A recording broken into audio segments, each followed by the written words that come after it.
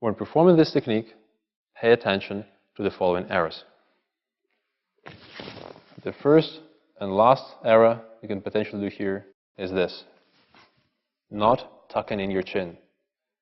Tucking in your chin must be a reflex for you for any grabs in this area. This immediately. Next, if you grab his wrist, try to pull him here, and do that on your straight legs, nothing will work. It is imperative that in this technique, you lower your center of gravity as low as possible. Make a step aside, get down, knees at 90 degrees, move your hips back. That way, you will take him out of his balance for sure. Next, in case you grab him poorly here, you didn't pull him well enough, and when you grabbed him by his wrist, he is still fighting, immediately follow up with a kick to his knee, raise your knee high, straighten your leg into the opponent. That will relax him sufficiently. Now, about this grab. Do not place your thumbs on his fingers. You should place them on his knuckles or just below them. Ideally, between the knuckles of the middle ring and little fingers. Now, when applying the lock on his wrist, do not push his hand into him. That way he can save it. If he does, quickly the knee. Pull the opponent forward and down. You need to take him off his balance.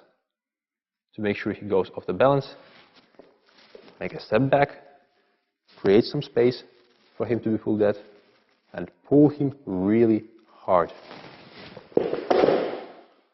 On the ground, two common errors exist. First, do not twist his hand into the direction of his head.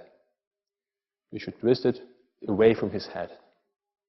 Second, when twisting his arm, make sure it's not bent in the elbow. That way he can fight for it. Bend his wrist backward, pull it up. It will provide you with power, and continue pulling him up while you are turning around. 1, 2, 3. Do not land too hard on his head.